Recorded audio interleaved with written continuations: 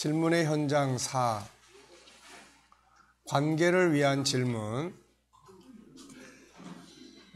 이제 앞부분에서는 본질적인 부분들에 대한 질문. 여기서부터는 이제 좀 가볍게 현장에 대한 질문. 자, 질문의 목적은 뭐죠? 네, 답을 찾고 재능을 개발해 가고 관계를 아름답게 발전시키는 목적도 있다. 그래서 우리가 관계 그러면 자기와의 관계, 하나님과의 관계, 상대방과의 관계, 환경과의 관계.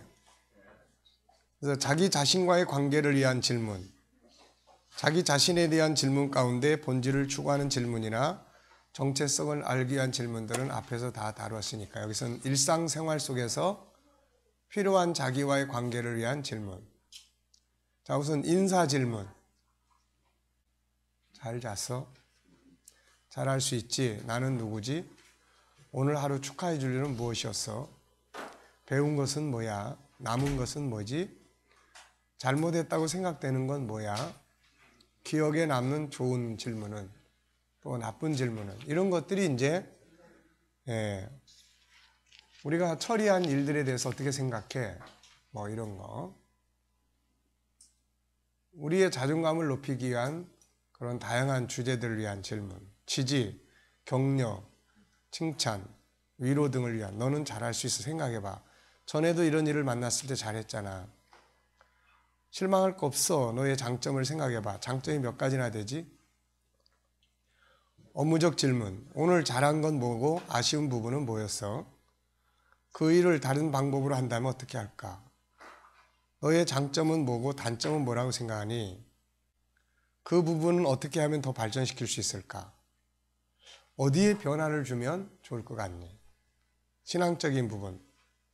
다윗의 질문. 내 영혼아 어찌하여 낙심하니? 하나님을 바라봐. 주님이라면 어떻게 하실까?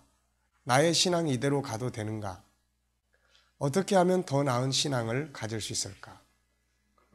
이 외에도 자기와의 관계 속에서 많은 질문들을 할 수 있다.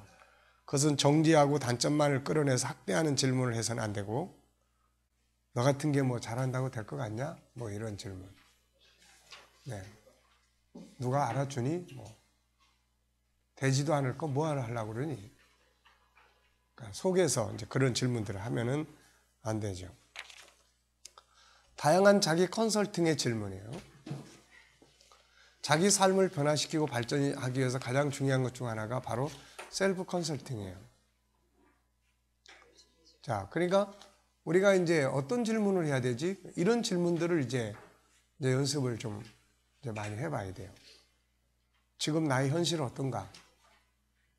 여러분들의 현실은 어떻습니까? 뭐 삶에 대한 부분에서 난 도저히 아무 재미가 없다. 네. 그러면 이제 재미있게 만들어야죠. 그럼 재미있게 만들기 위해서 뭐가 필요해요? 이제 그 재미있게 하는 방법을 찾기 위한 질문이 필요한 거예요. 문제점은 뭔가? 잘못된 부분은 어떻게 변화를 시키면 될 것인가? 자, 지금의 내 모습대로 5년, 10년 뒤에 어떤 삶을 살게 될까? 괜찮은가? 지금의 모습대로 5년 뒤에 어떤 삶을 살 것 같습니까? 많은 사람들을 치료하면서 G7을 돌파하며 네.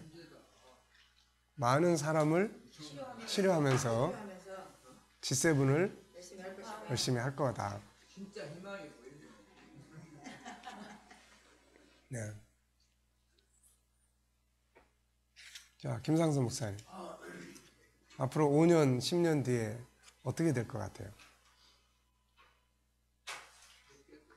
5년, 10년 뒤에 아직 천국 가는 건 아닐 거고. 이대로 잘 가고 싶고요. 네. 좀 G7을 빌드업 해가지고 네. 새로운 이 한국 교회를 변화시킬 수 있는 목회를 하고 싶어요. 예. 확실히 참 좋은 제자들입니다. 예. 자, 그러면은 지금 이 상태로 간다면, 현재 상태에서 간다면, 그 목표를 이룰 수 있을까요? 가능하다.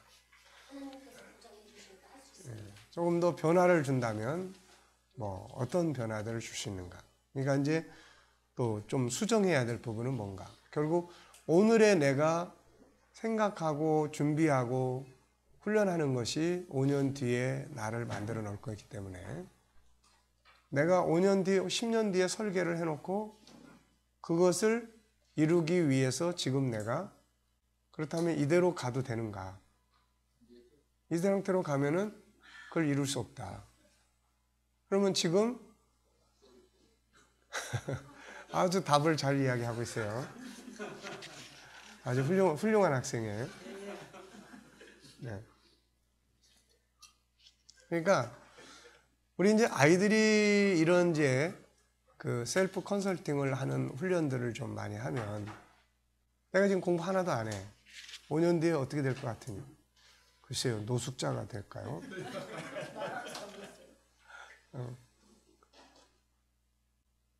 시간에 대한 것, 경제에 대한 것, 건강에 대한 것, 인간관계에 대한 것, 업무에 대한 것, 비전과 목표에 대한 것, 장점과 단점, 변화와 발전을 위한 것 등 자기 자신을 컨설팅하기에 많은 질문을 할 수 있고 해야 한다. 자, 그러면은 이제 이렇게 해놓으면은 지금 할 수 있는 일이 뭐야? 지금 이렇게 했으면 좋겠는데요. 잘 안 돼요. 그러면 이제 뭐가 필요해요? 이제 코칭 방법을 이제 활용을 할 수가 있어요. 그러면 내가 좀 도와줄까? 그래서 그 코칭 시스템을 통해서 이제 하나씩 이렇게 변화를 경험하게 만들어주는 그런 걸 통해서 자신감을 심어주는 거죠. 탕자가 자기 컨설팅을 참 잘했죠. 컨설팅이라는 것은 옛날에는 회사들이 주로 사용하던 말들이에요. 특히 우리나라에서 많이 사용했던 때가 언제냐면 IMF 때예요. 그때 IMF 때 많은 기업들이 넘어가고 또 도산하고 그러면서 그때 이제 그런 회사들을 컨설팅하고 통폐합시키고 구조조정하고 이런 데서 이제 컨설팅이라는 말들이 굉장히 많이 사용이 됐어요. 그러다가 이제 이게 사회 또 개인 회사를 진단하는 또 개인의 삶을 진단하는 뭐 이런 쪽으로 이제 많이 사용들이 되고 있죠. 그래서 뭐 목회 컨설팅 또 뭐 장사가 잘 될 건지 안 될 건지 그런 비즈니스 컨설팅 또 뭐 내 경제 운영 구조가 이대로 가가지고는 개인도 부도가 나니까 그러면 그 구조에 대한 컨설팅. 네. 그러면 우리가 구조 조정해야 될 게 뭔지. 그래서 우리 교회도 이제 건축하고 이전하면서 채무를 가지고 있기 때문에 그래서 이제 이런 부분들을 항상 이제 의논을 많이 합니다. 그래서 이번에도 이제 이자만 내놓으면 괜찮은데 이제 정부 정책의 빚을 갚으라고 하니까 1년에 한 1억씩을 갚아야 돼요, 이게. 그러니까 좋긴 해. 어쨌든 갚는 거니까. 근데 구조를 바꿔야 돼. 그래서 교회에서 각 기관이나 이런 데서 이제 사용하는 돈을 일단 10% 다 이제 깎고 주방에서 이제 그동안 음식 먹고 하던 것들을 이제 교회에서 이제 밥값을 지불했는데 우리 장로님들이 이제 그동안 생일 되면 같이 모여서 밥 먹던 것들을 이제 안 먹고 그걸 헌신을 해요.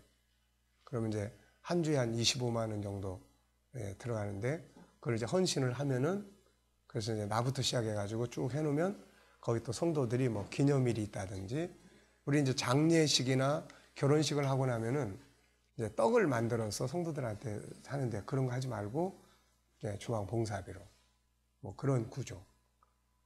나한테 이제 주던 성교비도 이제 일반적으로 이제 교회에서 보내는 성교비 말고 그동안 이제 계절 헌금은 제가 이제 다 성교비로 사용을 했어요. 근데 이제 올해부터는 그걸 이제 50%로 줄이자. 그래가지고 이제 그런 것들을 정비를 안 하면 이제 부도나니까. 그래서 1단계는 뭘 줄이고 2단계는 뭘 줄이고 3단계는 뭘 줄이고 4단계는 어디까지 간다. 이제 이런 것들을 쫙 정리를 해서 거기에 맞는 경제 운영을 이제 해야죠. 안 하면은 이게 뭐 교회 경매 넘어가는 게 뭐 남의 이야기가 아니니까 이게. 그래서 그러면서 이제 한편에서는 교회가 또 성장을 해야 되고 이제 그런 컨설팅에 또 우리 개인에 대한 컨설팅 마찬가지예요. 저도 이제 개인적으로 앞으로 이제 은퇴를 전제해 놓고 그런 몇 년쯤에 후임을 세운다.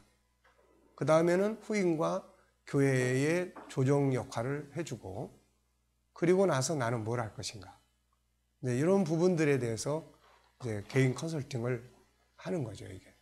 그렇게 해서 요쯤에서 후임을 선정하는 게 맞고, 그래서 이제 저 같은 경우는 지금 이제 5년 뒤에, 내년부터 5년 뒤에 이제 후임 선정을 할 계획이에요. 그리고 나면은 이제 한 2년 정도가 남아요.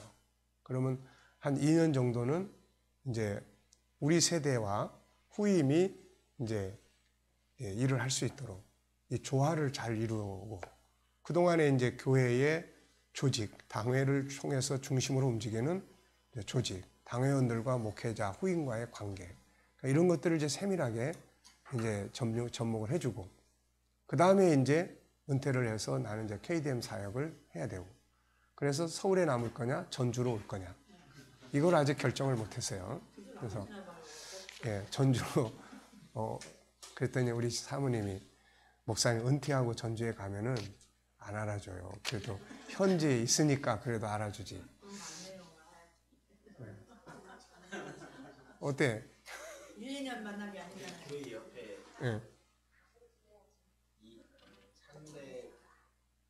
350평짜리 4층 비어 있는 거 있어요. 뭐 거기 가서 은둔하라고. KDM 네. 본부로 왔듯이. 네. 그러니까 이제 그런 문제. 또 하나는 내 삶에 대한 문제예요. 네. 내가 지금의 삶을 앞으로 이제 이렇게 그냥 막 다가오는 게 아니라 내가 이제 다스리는 거죠. 준비하고. 하나님이 이제 시간을 어느 만큼 인생의 여정들을 우리에게 줄지 모르지만은 주어진 시간들 속에서 나는 뭘 할 것인가에 대한 자기 셀프 컨설팅. 그리고 이제 뭐 현실 속에서도 다양하게 이제 그런 부분들을 우리가 항상 수시로 해 나가는 게 이제 그게 중요하죠. 아이들 같으면은 아이들이 이런 훈련이 익숙해진다면은 자기 수업에 대한 자기 학습 컨설팅 같은 것도 충분히 다 이제 할 수 있는 거죠.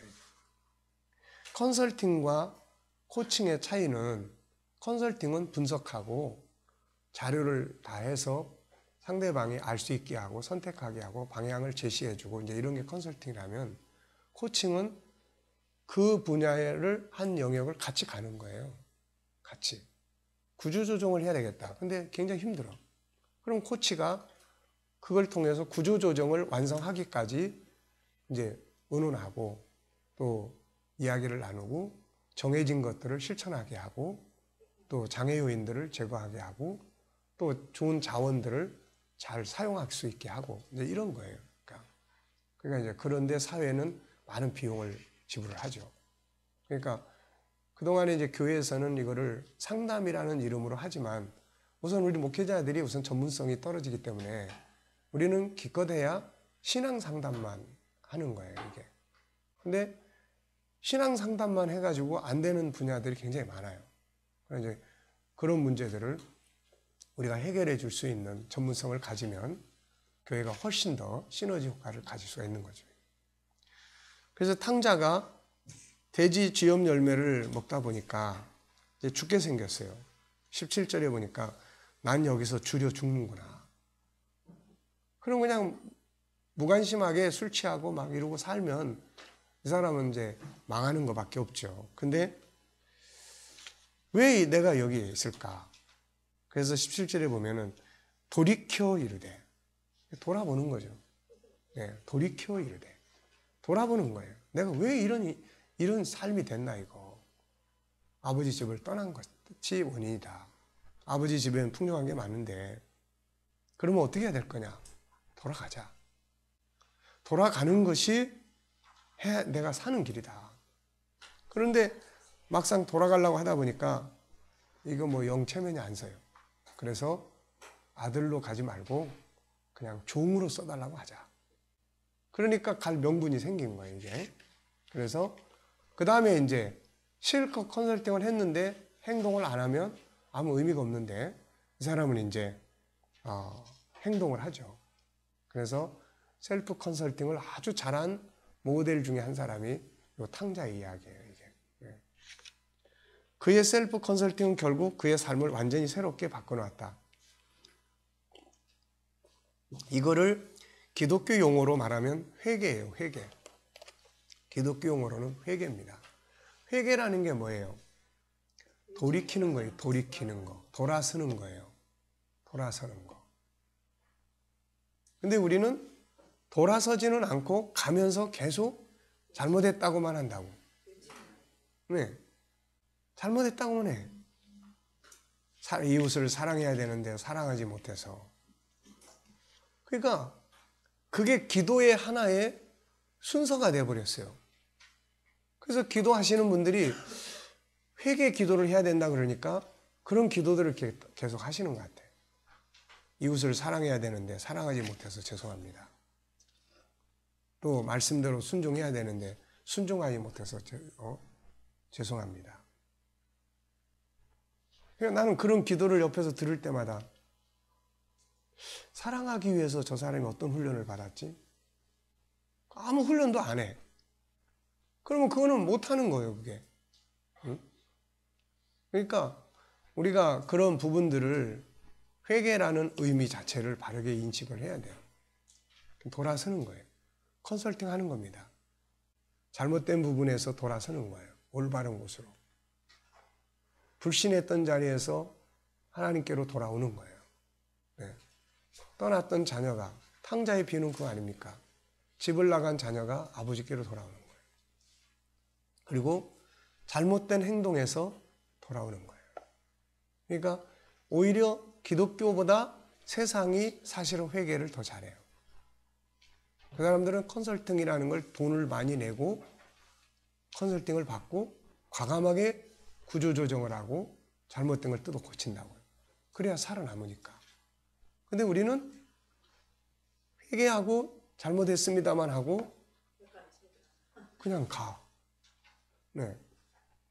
그러니까 회개하는 방법을 돈을 많이 내고 그거를 회개하는 내용들을 이제 분석을 하고 하면은 뜯어 고칠 수 있는데 그런 게 안 하는 거예요. 네. 그리고 목사님들은 회개를 강조한단 말이에요. 회개하라.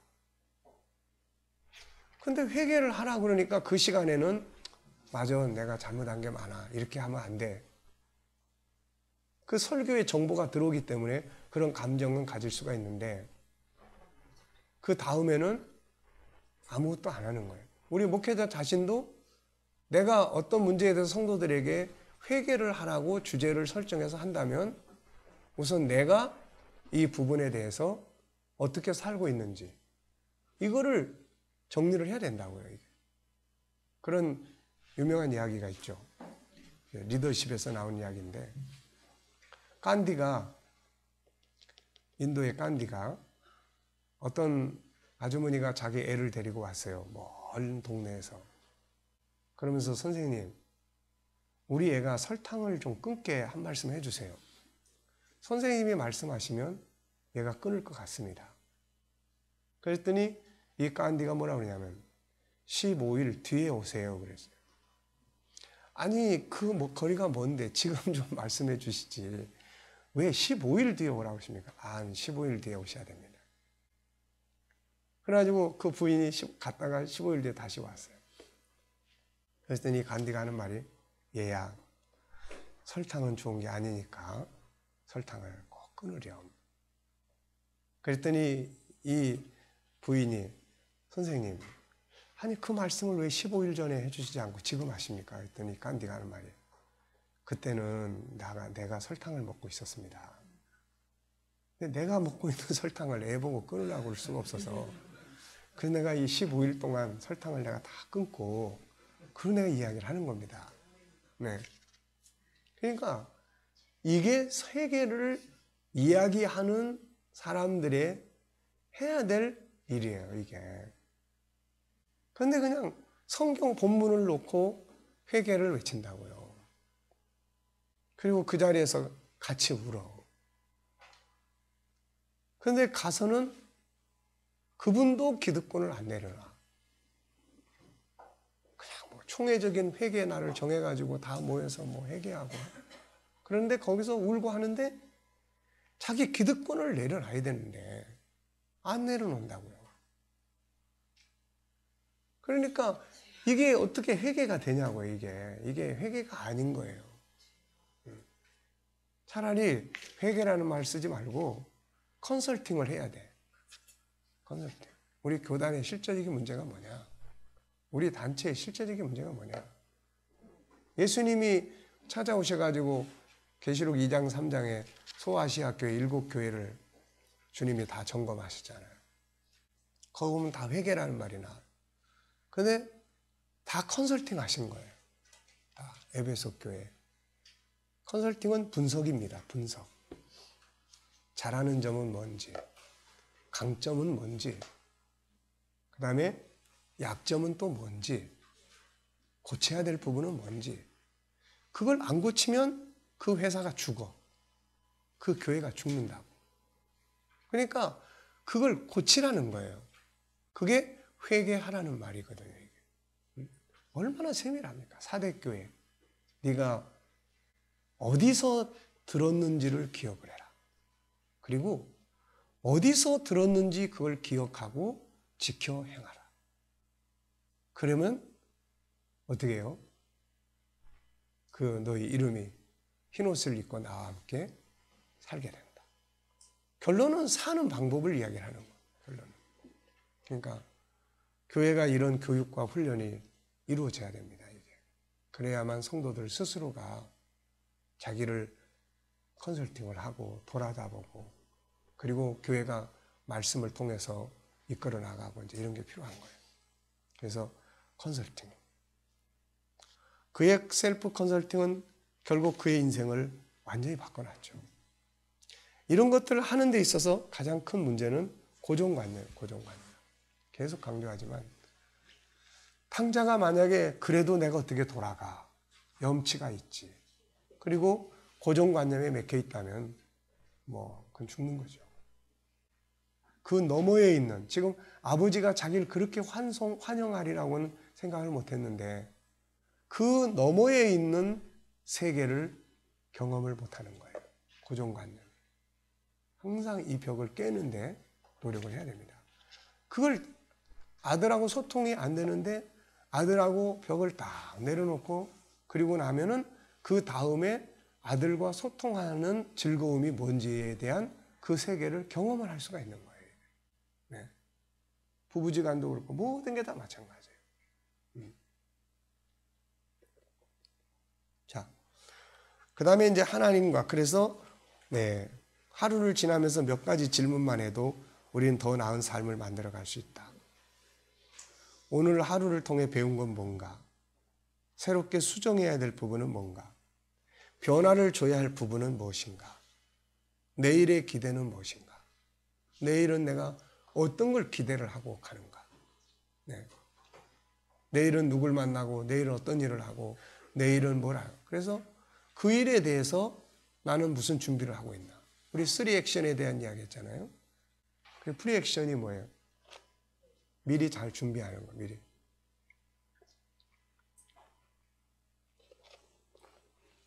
자, 하나님과의 관계입니다, 이제. 신앙은 소통이다. 그러므로 하나님과도 많은 대화가 필요하고, 때로는 질문이 필요하다. 질문을 통해 더 깊이 알아가고, 그분의 생각과 뜻을 살아갈 수 있다. 이럴 때 주님이라면 어떻게 하셨을까? 이런 질문 하나만 해도 우리의 삶의 방향은 엄청나게 변하죠. 이럴 때 그분이라면 어떻게 하셨을까? 때로는 하나님께서도 그의 성령과 말씀을 통해서 우리에게 물어보실 때가 있다. 다음의 내용들은 성경 속에서 하나님께서 사람에게 어떤 질문을 하셨는지. 제가 이 질문을 정리하면서 성경의 구약이나 신약 속에서 나오는 질문들을 한번 쭉 이제 이렇게 찾아봤어요. 다 질문이에요, 결국은 성경도. 네. 그리고 성경의 사람들은 어떤 질문을 하나님께 했는지를 정리했다. 이 속에서 하나님은 우리에게 어떤 질문을 하시는지, 우리는 하나님께 어떤 질문을 드려야 하는지들을 살펴보고 이 질문들을 통해서 사람과 사람의 관계에서 어떤 질문이 필요한지 살펴보자. 아담이 범죄한 후에 스스로의 정체성을 돌아보게 한 하나님의 질문. 여호와 하나님이 아담을 부르시며 그에게 이르시되 네가 어디 있느냐. 분명히 하나님은 아담이 어디 있는지 지금 알아요, 몰라요? 압니다. 그럼에도 불구하고 네가 어디 있느냐고 질문했어요.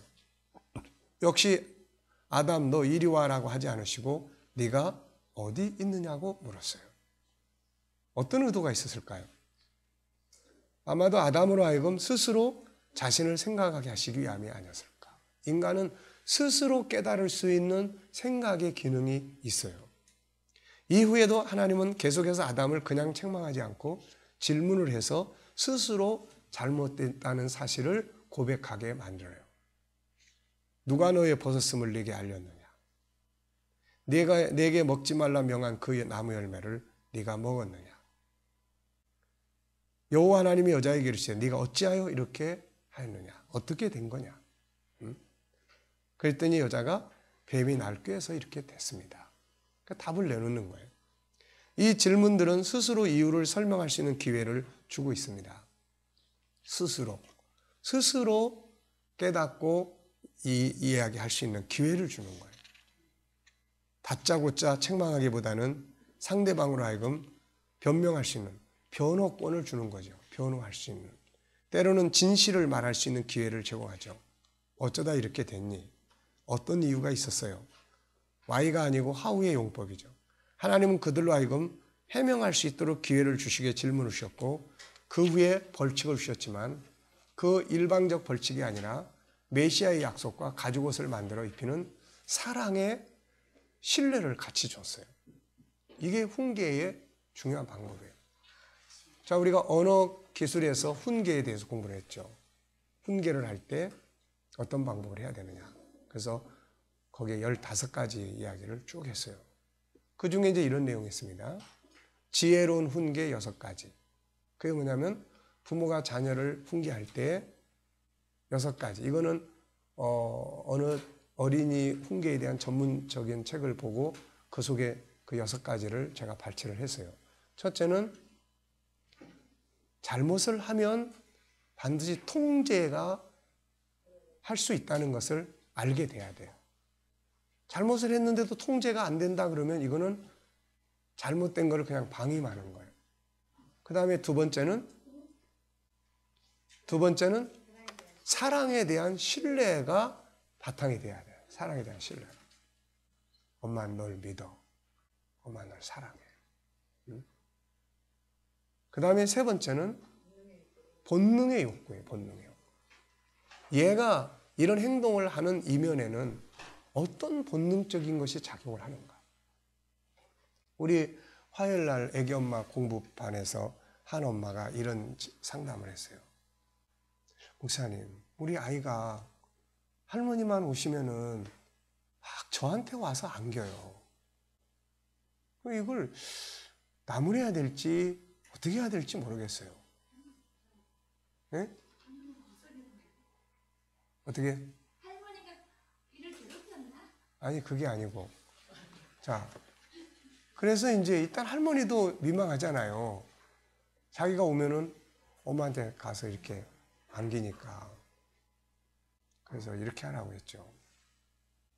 일단은 엄마한테 와서 안기니까 일단은 엄마의 사랑이 필요한 거예요. 안아줘라. 그래 엄마 너 사랑해. 그리고 난 다음에 다 가시고 나서 엄마가 아이에 대한 얘가 1학년짜리인가 그러니까 사랑에 대한 신뢰가 있다는 것을 얘한테 확인이 필요해요. 그리고 난 다음에 필요한 거를 이야기를 해주는 거예요. 엄마한테 와서 안기는 건 얼마든지 할 수 있으니까 다음에는 할머니한테. 그럼 할머니가 얼마나 기뻐하시겠니. 그래서 사랑의 신뢰가 먼저 만들어지게 하는 게 중요해요. 딴 사람들이 야단을 쳤어. 그랬더니 나도 같이 너 맨날 왜 그 모양이야? 너 때문에 속상해 죽겠어. 이게 아니라 아빠는 널 믿어. 엄마는 널 믿어. 네가 잘못했다 하더라도 네 본래 마음은 그게 아니라는 걸 엄마는 믿어. 그리고 나면은 신뢰관계가 형성이 되는 거예요. 그래서 본능이 뭔지를, 원하는 게 뭔지를 이해해야 돼요. 그 다음에 네 번째는 잘못된 것을, 지금 얘가 잘못을 범했으면 분명히 마음이 껄끄럼해요. 그러면 훈계, 책망을 통해서 이 짐을 벗겨주라는 거예요. 벗겨주라는 거예요. 그 다음에 다섯 번째는 뭐예요? 다섯 번째는 선택. 아이가 잘못했을 때, 자, 이제 우리가 잘못을 했으니까 책임을 우리 경험을 해야 된다. 네가 어떤 선택을 해서 벌을 받으면 좋겠니? 아이가 선택을 하는 거죠. 거기서 지가 생각을 하고 지가 스스로 벌을 받고자 하는 이런 선택. 그 다음 마지막 여섯 번째는 수준과 공동체가 잘 맞는지를 파악을 하는 거예요. 얘 수준은 지금 5학년짜리인데 얘를 맨날 1학년짜리하고 같이 묶어놓으니까 1학년이 하는 공부를 얘는 재미가 하나도 없으니까 딴짓을 하는 거예요, 이게. 그럼 선생님은 왜 딴짓 하냐고 야단을 치는데 사실은 수준이 안 맞기 때문에 그러는 거예요. 그러니까 훈계라는 것이 교육이 돼야 된다는 거죠, 이게. 교육. 그래서 그런 부분들입니다, 이제. 자, 창세기 4장의 질문. 창세기 4장에는 가인과 하나님 사이에 질문들이 오고 가죠. 여호와께서 가인에게 이르시되 네가 분하여 어찌미며 안색이 변하면 어찌 됨이냐. 네가 선을 행하면 어찌 낯을 들지 못하겠느냐. 지금 그 안에 있는 양심에다가 뭔가 지금 일깨워 주려고 하는 질문이에요. 이건 씩씩대는 자녀에게 그냥 나무라지 않고 이유를 묻는 질문이고, 이런 질문은 속상함을 표현할 수 있도록 문을 열어주는 질문이다. 그리고 자기를 돌아보게 하는 질문이에요. 유감스럽게도 가인은 이런 하나님의 질문의 의도를 자기 것으로 잘 활용을 못했어요. 만약에 여기서 가인이 어째서 네가 이렇게 분해한 거냐 그랬을 때 2차에서 이렇게 돼서 솔직하게 자기 마음을 표현을 했다면 하나님께서 또 새로운 방법을 가르쳐 주시고 하셨을 텐데, 나쁜 짓을 하려고 하는 사람에게 멈출 수 있는 기회를 주는 질문이죠. 여호와께서 가인에게 이르시되 내 아우 아벨이 어디 있느냐. 그가 이르되 내가 알지 못하나요. 내가 아우를 지키는 자니까. 이것은 뭐예요? 역시 회개할 기회를 주는 거죠, 지금. 회개할 기회. 하나님이 아벨이 지금 어디 있는지 몰라서 이런 질문을 하는 게 아니잖아요. 가인의 양심에다가 회개할 기회를 주는 질문이에요. 가인이 잘못을 저지르고 따지듯이 하는 질문이다. 반성보다는 신경질적인 질문이다. 이르시되 네가 무엇을 하였느냐. 하나님이 물으신 것인데 역시 자기를 변호하고 반성할 수 있는 기회를 주는 거죠. 물론 가인은 이런 질문 앞에서 뉘우침도 반성도 없어서 벌을 받았지만 잘못을 저지른 사람에게 변호와 반성을 할 수 있는 질문을 대단히 중요해요. 그러니까 나타난 걸 놓고 확 책망하는 게 아니라 어떻게 된 거야? 라는 질문이죠. 어떻게 된 거야? 어떻게 된 거야? 뭘 어떻게 했길래? 그러면 자기 변호를 할 수 있고 설명할 수 있고 소통이 되는 거예요. 이처럼 성경도 관계를 다루고 있기 때문에 하나님과 사람의 관계에서, 사람과 사람의 관계에서 많은 질문들이 등장을 한다.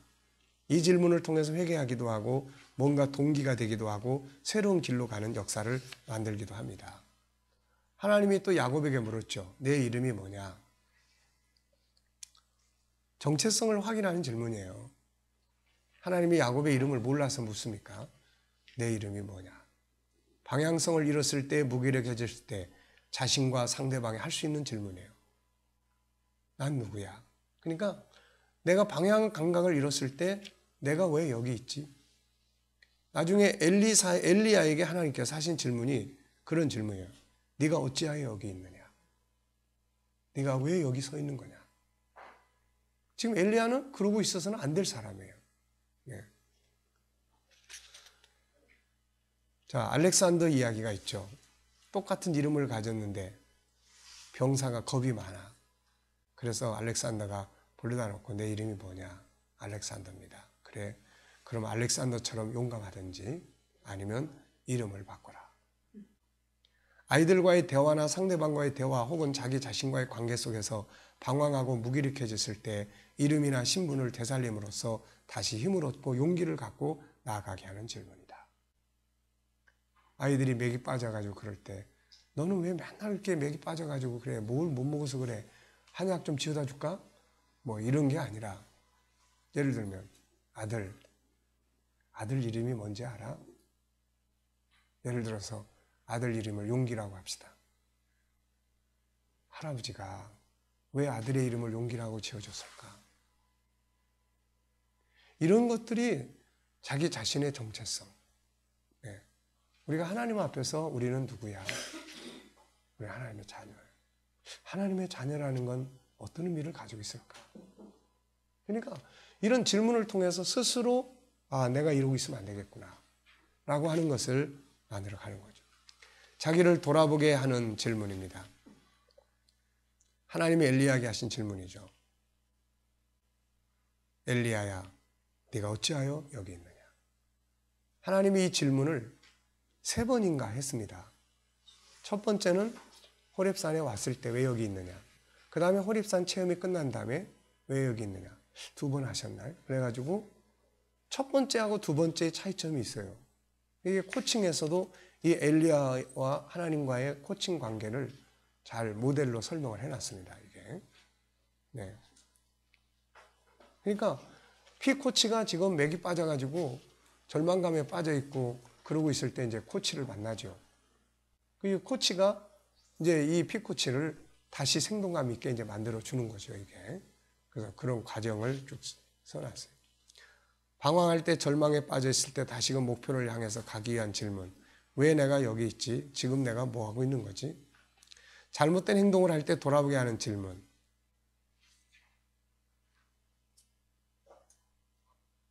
이스라엘에 하나님이 없어서 너희가 애고로 내신 바알셈에 물으러 가느냐? 솔로몬의 1,000번째 후에 찾아오신 하나님의 질문. 너에게 뭘 주면 좋겠니?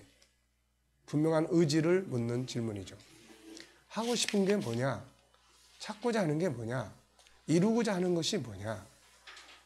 이게 문제가 지금 이런 거예요. 하고 싶은 게 뭐예요? 없어요. 찾고 싶은 게 뭐예요? 몰라요. 이루고 싶은 건 뭐예요? 몰라요. 요즘 애들 답이 이래요. 애들 답이. 네. 그러니 어디서부터 뭘 어떻게 도와줘야 될지는 몰라요. 네가 정말 하고 싶은 일이 뭔가? 정말 갖고 싶은 게 뭔가? 이걸 이제 일깨워 줘야 되는데 이게 다 지쳐가지고 왜 해야 되는지도 모르는데 계속 수업 국영수하고 싸워야 되고 네. 네가 낫고자 하느냐? 우리도 때로는 자기 자신에게 혹은 상대방에게 분명한 의지를 물어봐야 할 때가 있어요. 정말 할 의지가 있는 거야? 그래서 코칭에서는 이 의지 지수를 묻습니다. 자, 이 부분에서 이제 개선을 해야 되겠는데 개선하고자 하는 의지가 어느 정도 된다고 보세요? 저는요, 그냥 반드시 해야 돼요. 막 울어. 그러면 이루고자 하는 의지가 10이야. 이 정도 되면. 이런 사람은 반드시 변화를 만들어냅니다. 예. 근데 모르겠어요. 해야 될지 말아야 될지 하고는 싶은데, 그냥 이러면은 제로 정도 돼, 이거예요. 이런 사람 끌고 가려면 우선 그 문제에 대한 코칭을 하기 전에 의지를 만드는 코칭을 먼저 해야 돼요. 네. 다윗이 아말렉 사람들을 추격할 때 물었던 질문, 추격하기 위해서 다윗이 여호와께 묻자와 이르되 내가 이 군대를 추격하면 따라잡겠나이까? 이런 질문은 무슨 질문이에요? 이건 이제 닫힌 질문이야. 이거는 따라 잡겠나이까? 그러면 뭐 잡을 수 있다, 못 잡는다 이거지 뭐 딴 거 없잖아요. 네. 예?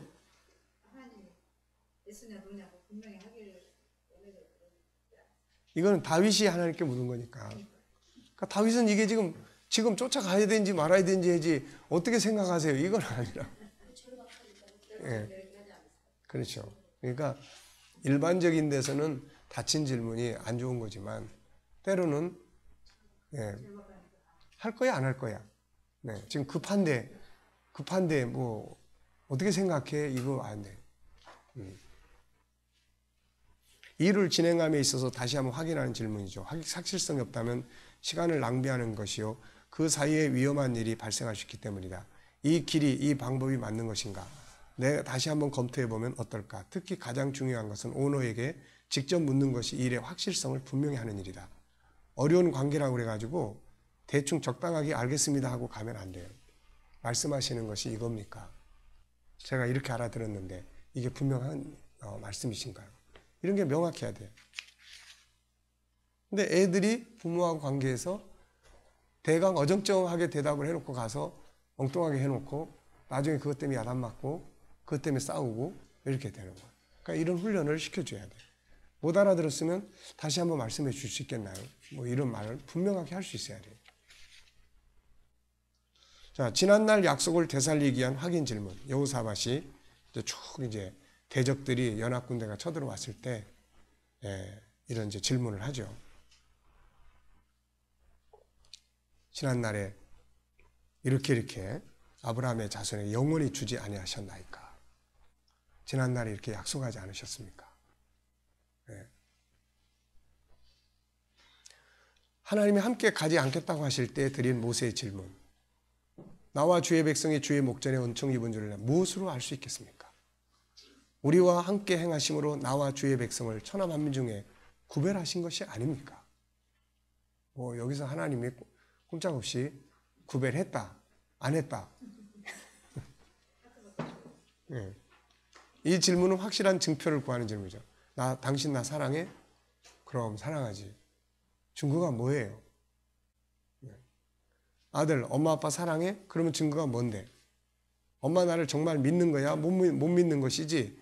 믿는다면서. 그럼 믿는 증거가 뭐야?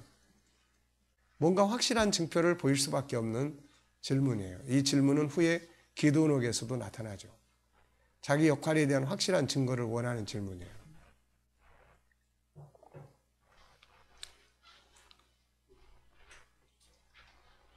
기드온이 그에게 대답하되, 오 나의 주여, 여호와께서 우리와 함께 계시면 어찌하여 이 모든 일이 우리에게 일어났나이까?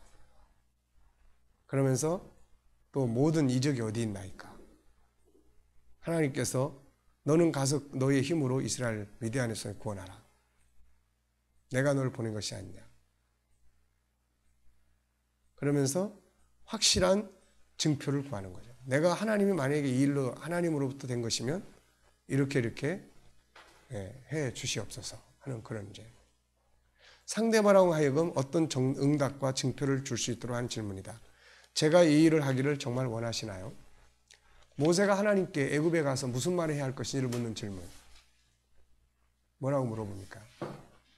모세가 하나님께 이르되 내가 이스라엘 자손에게 가서 이르기를 너희의 조상의 하나님이 너희를 너희에게 보내셨다고 하면 그들에게 내게 묻기를 그의 이름이 무엇이냐 하리니 내가 무엇이라고 그들에게 말을 해야 되겠습니까? 똑똑한 일꾼이에요. 주인이 시키면은 어려워가지고 네 알았습니다. 그러고 가가지고 우물우물하고 오면은 안 되는 거죠. 그랬더니 하나님께서 답을 주신 거죠. 사실 모세가 하나님 앞에서 어떤 질문을 한다는 건 쉬운 일이 아니죠. 전능하신 신 앞에서 감히 어떻게 질문을 합니까? 그런데 모세는 용감하게 물었어요. 가서 자기가 무엇이라고 말해야 하는지. 이 질문이 대단히 중요합니다. 많은 문제들이 윗사람이 시키면 그냥 알았습니다라고 가요. 나중에 뭐 엉뚱하게 일하는 경우들이 있어요. 구체적 질문을 받지 않아서요. 그러기에 항상 정확하게 구체적으로 물어야 합니다. 상담자가 내담자에게도 마찬가지예요. 두리뭉실한 질문은 엉뚱한 결과를 가져와요. 무엇을 해야 하나요? 무엇을 말해야 하나요? 어떤 부분을 말씀하신 것입니까? 상대가 질문하기 어려운 대상이라도 확실한 확인은 필요하다. 모세의 질문에 오너이신 하나님은 그가 가서 할 일, 해야 할 말들을 구체적으로 말씀해 주죠. 올바른 질문은 구체적인 업무를 받게 되고 이것은 이 일을 성공적으로 하는데 아주 필요합니다. 아무리 어려운 상대라도 우물쭈물하지 말고 구체적으로 질문을 해서 정확하게 알고 이 일을 해야 돼요. 사사기의 삼손의 아버지 마노아가 여호와의 사자에게 뭘 묻는 장면이 나와요. 당신의 이름이 무엇입니까? 네가 왜 내 이름을 묻느냐? 당신의 이름이 무엇입니까? 아주 이게 참 똑똑한 사람이에요. 네. 그래서 요즘 우리 아이들이 이런 걸 좀 훈련을 해야 돼요. 이거 안 하면 나중에 사회생활 하기가 참 어렵습니다. 이게. 윗사람이 뭐라 그러면 알았다 그러고 그리고 자기식대로 해석하고 자기식대로 해결해 놓고 나중에 가서 왜 그런 식으로 했어? 아, 그리고 이렇게 말씀하셨잖아요. 뭐 이런 식이고. 그럼 기분 나쁘면 때려치고. 네. 이게 사회생활 안 돼요, 이렇게. 지금 수많은 뭐 젊은이들이 사회에 갈 데가 없고 뭐 하지만 한 부분에서는 이게 아이들의 교육의 문제가 정말 이게 심각해요. 아이들의 교육 문제. 그래서 교회가 이제 이런 부분들을 코칭 교실이나 이런 걸 통해서 다뤄가고 부모들이 이제 그런 삶을 훈련해 가고 그러면 뭐 그래도 좋은 자녀들을 만들어서 세상에 내보낼 수 있죠. 이스라엘 백성들에게 하나님 원하는 것이 뭔지 알게 하기 위한 질문. 이스라엘아, 네 하나님 여호와께서 내게 요구하는 것이 무엇이냐? 하나님이 너희에게 요구하는 게 뭐냐? 오늘 너의 행복을 위하여 너에게 명하는 여호와의 명령과 규례를 지킬 것이 아니냐? 상대방에게 무조건 시키는 것이 아니라 중요한 것이 아니라 상대방으로 하여금 이쪽이 원하는 것이 뭔지를 분명하게 인식하게 하는 것. 아이용법 같은 것도 다 그런 종류에 해당이 되는 거예요. 내가 정말 원하는 것이 무엇인지 알아요. 네. 내 마음이 어떤지 알아요. 당신은 그분의 원하는 일이 무엇인지 알고 하고 있는가? 엄마 아빠가 너에게 바라는 것이 무엇인지 아니? 그것이 선생님이 원하는 것이 맞아? 자, 상대방에 대한 확인 질문, 선택을 위한 질문이에요. 히스기야가 이사에게 이르되 여호와께서 나를 낫게 하시고 3일 만에 여호와의 성전에 올라가실 무슨 징표가 있나이까 하니 하나님께서 선택하게 하죠. 이 선택의 질문이에요. 네, 해 그림자가 10도를 나아갈 것이니까 10도를 물러갈 것이니까 선택. 너 이거 언제까지 해놔? 이거보다는 선택. 3시까지 할 수 있니? 5시까지 하면 더 좋겠니? 어느 쪽 선택하겠어요? 네, 선택. 네 생각은 어떠니? 몇 시까지 하면 좋겠다고 생각해? 선택. 아이하고 막 싸울 때, 형제끼리 싸울 때, 너 야단을 맞을래? 아니면 엄마가 맛있는 거 해주면 그거 먹고 싸움을 중단할래? 어느 쪽 선택하죠? 네, 그럼 안 싸우고 엄마 간식 만들어줘. 네. 너 왜 이렇게 맨날 싸워? 그게 아니라 선택하게 하는 거예요. 선택. 벌 받는 것도 너 스마트폰 하루 동안 안 할래? 아니면은 엄마 심부름 할래? 아니면 네 방 깨끗이 치울래? 선택. 그럼 아이들이 어느 쪽 선택할 것 같아요?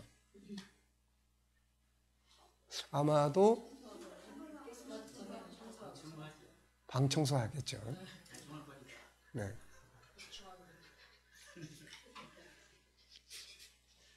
이제 거기다 브레이크를 달아야죠, 이제. 대충 하면 곱빼기로 늘어나는 거 알지?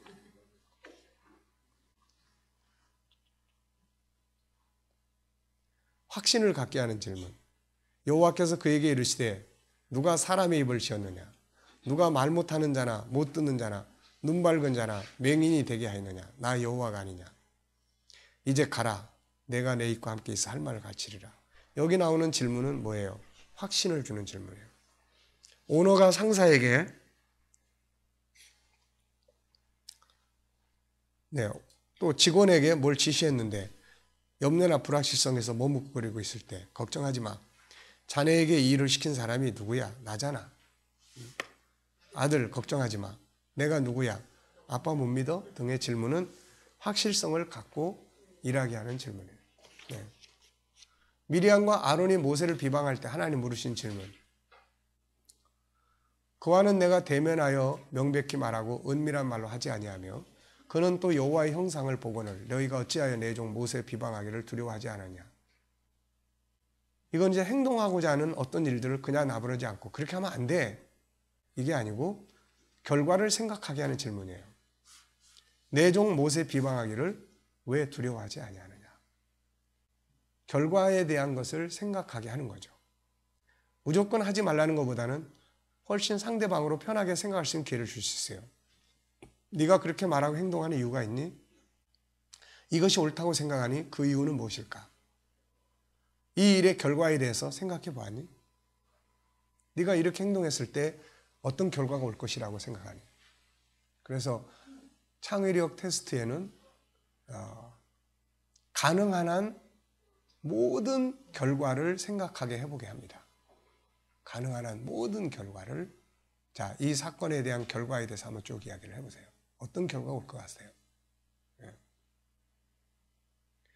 민수기 13장 14장의 문제도 누군가가 이런 질문을 한 번쯤 던져보고 생각했다면 결과는 달라졌을 거예요. 자, 우리가 지금 애굽으로 가자고 결론을 내렸는데 이렇게 결정하는 것이 옳다고 생각합니까? 우리의 이런 결정을 보고 하나님은 어떻게 생각하실지 생각해 보셨나요? 자, 우리의 결정이 과연 어떤 결과를 가져올까요? 애굽으로 가는 것이 성공할 수 있을까요? 만약에 하나님이 기뻐하지 않고 이걸 막는다면 우리가 이걸 성공할 수 있을까요? 이런 질문들을 좀 누군가 했다면은 백성들은 좀 더 생각해 볼 수 있을 거예요. 결과에 대한 모세의 절망에 찬 질문. 모세가 이제 바로한테 갔다가 망신만 당하고 왔잖아요. 네. 와가지고서는 이제 하나님한테 막 따지는 거예요. 주여 어찌하여 이 백성이 학대를 당하게 하셨나이까? 어찌하여 나를 보내셨습니까? 회의적 질문이에요. 일이 실패했을 때 누구나 할 수 있는 회의적인 질문이다. 그런데 이때 중요한 것은 실패한 걸 그냥 마음에 품고 있으면 안 된다. 자기 속상한 것을 일을 맡긴 자에게 털어놓을 수 있는 거죠. 왜냐하면 그래야 또 다른 방법을 찾을 수 있으니까. 제가 이럴 때 왜 안 도와주셨습니까? 혹시 무슨 이유가 있으셨나요? 엄마 말대로 했지만 아무 효과도 없어서 너무 짜증나. 엄마 지금 내 기분이 어떤지 알아요? 뭐 이런 이야기. 아무 질문도 하지 않고 속으로 앓고 있으면 병이 되고 포기하게 돼요. 그러나 이것을 맡긴 자에게, 시킨 자에게 질문을 하게 되면 의외에 또 다른 답을 받게 돼요. 수고했어. 네가 이것이 안 될 수도 있었지만 네가 이걸 통해서 훈련하는 걸 보고 싶었어. 라든지. 하나님은 이어서 모세에게 이제 7장에서 기적의 역사를 보장하고 있습니다. 행동을 촉구하기 위한 질문, 행동하지 않는 모세를 향한 하나님의 질문. 어찌하여 내게 부르짖느냐?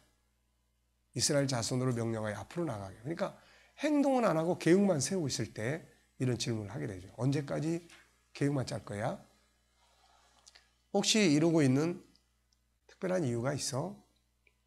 계획만 세우고 행동하지 않는 상황에 머물러 있을 때 자신과 다른 사람에게 해야 할 질문이에요. 언제까지 이러고 있을 거야?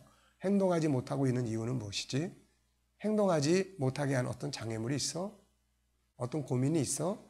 엄마가 도와줄 일이 있니? 실패하는 것을 두려워하는 거니? 무엇을 도와주면 좋겠니? 네. 그러니까 계획은 짜놓고 안 해. 이유가 있는 거예요, 이게. 자, 상대방을 칭찬하기 위한 감탄의 질문. 홍해가 갈라진 후에 백성들이 하나님을 찬양하면서 그분을 높이죠. 그때 질문. 여호와여, 신중에 주와 같은 자가 누구니까? 주와 같이 거룩함으로 영광스러우며 찬송할 만한 위엄이 있으며 기이한 일을 행하는 자가 누구니까? 이것은 상대방의 일을 칭찬하기 위한 감탄의 질문이에요. 와, 세상에 우리 아들 같은 천재가 또 있을까? 와, 대단해. 어떻게 생각해? 우리 사장님. 혹은 엄마, 아빠, 아들, 딸. 그냥 칭찬하는 것보다 질문을 가지고 칭찬하면 그 효과가 훨씬 큰 거예요. 아유, 잘했어. 그거보다는 와, 어쩌면 이렇게 잘하지? 네, 어떤 비결이 있어? 자, 질문의 다양성들을 지금 우리가 살펴보고 있어요. 성경 속에도 이렇게 어마어마한 질문들이 등장을 합니다. 그러니까 우리가 이런 것들을 전혀 훈련이 안 된 상태에서 부정적이고 잘못되고 익숙해진 부분에서만 행동을 함으로 인해서 문제들이 발생을 하는 거예요. 상대방을 높이기 위한 질문, 성전 건축 후 솔로몬이 하나님 앞에서 기도하는 가운데 하나님을 높이기 위한 질문이에요. 하나님이 참으로 땅에 거하시리이까? 하늘과 하늘들의 하늘이라도 주를 용납하지 못하겠거든. 하물며 내가 건축한 이 성전이 오리까? 참 얼마나 멋진 질문입니까? 이거. 하나님은 높으시며 이런 말보다 상대방과의 관계 속에서 상대를 높이기 위한 질문을 개발하면 좋을 것이다. 그 다음에 상대방이 거절할 수 없는 질문. 이스라엘 백성들이 시내 산에서 우상을 만들어 범죄함으로 하나님이 심판하겠다고 하실 때 모세가 드렸던 질문. 이건 상대방으로 하여금 거절할 수 없는 질문이에요. 모세가 그의 하나님 여호와께 구하이르되 여호와여 어찌하여 그 큰 권능과 강한 손으로 애굽 땅에서 인도하여 내신 주의 백성이 진노하시나이까? 어찌하여 애굽 사람들이 이르기를 여호와가 자기 백성을 산에서 죽이고 지면에서 진멸하는 악한 의도로 인도해 내었다고 말하게 하시려 하나이까? 이게 막 백성들이 이대로 진노하시면 주변 사람들이 뭐라고 할 것 같습니까? 막 이런 질문이에요. 모세는 지금 언약을 근거로 하고 한편에서는 하나님의 이름의 명예를 걸고 질문을 합니다. 이 질문은 상대로 하여금 거절하기 참 어려운 질문이에요. 상대방의 약속을 근거로 묻는다. 상대방의 자존심을 중심으로 묻는다. 무조건 그렇게 해달라고 간청하는 것보다는 이런 질문을 던짐으로 상대로 하여금 주도적으로 생각하게 하고 행동하게 합니다. 전에 이렇게 약속하지 않았나? 하나님, 당신의 이름의 명예가 달린 일이지 않습니까? 이렇게 했을 때 주변에서 뭐라고 하겠습니까? 이렇게 하셨을 때 오너께서 이 회사를 설립할 때 가지고 계셨던 그 가치가 일치가 될 수 있겠습니까? 이런 질문들은 참 거절하기 어려운 질문이죠. 그래 알았어. 그래 알았어. 해줄게. 특히 그가 전에 했던 약속을 근거로 질문하면 거절하기가 쉽지 않다. 상대방으로 하여금 가만히 있을 수 없도록 만드는 여호사밧의 질문. 우리 하나님이여 그들을 징벌하지 아니하시나이까? 우리를 치러오는 이 큰 무리를 우리가 대적할 능력이 없고 어떻게 할 줄도 알지 못하고 오직 주만 바라보나이다. 어떻게 하시겠습니까? 이것도 하나님이 가만히 있을 수 없도록 만드는 그런 질문이죠. 도움을 요청하는 질문. 이스라엘 백성들의 원망 앞에서 자기 짐의 무거움에 대하여 탄식하며 하나님께 드린 질문. 모세가 여호와께 여짜오되 어찌하여 주께서 종을 괴롭게 하시나이까? 어찌하여 내게 주의 목전에서 은혜를 입게 아니하시고 이 모든 백성을 내게 맡기사 내가 그 짐을 지게 하시나이까?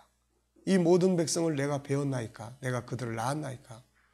어찌하여 주께서 내게 양육하는 아버지가 젖먹는 아이를 품듯 그들을 품에 품고 주께서 그들의 열조에게 맹세하신 땅으로 가라 하시나이까? 이 모든 백성이 줄 고기를 내가 어디서 얻으리이까? 막 이런 질문에 하나님이 역사 안 할 수 없죠. 이 일을 시키는 자 입장에서는 잘못하면 일하는 사람의 고통을 모를 수 있다. 이때 그냥 지고 가다 보면 업무의 효율성도 떨어질 뿐 아니라 더 이상 감당할 수 없는 상태에 빠지게 된다. 이때 중요한 것이 일을 맡긴 자와의 진실한 대화가 필요해요. 무조건 힘들다, 못한다, 죽겠다로만 하는 것보다는 상대방으로 하여금 적절한 조치를 취해 줄 수 있는 질문이 필요하다. 사장님, 요즘 저를 어떻게 생각하세요? 맡기신 일을 잘하고 싶은데 사장님 좀 도와주실 수 없으신가요? 엄마 사실 요즘 너무 힘들어. 나 좀 도와줄래? 아들 사실 아빠가 요즘 너무 힘들어. 아들이 좀 도와줄 수 있을까?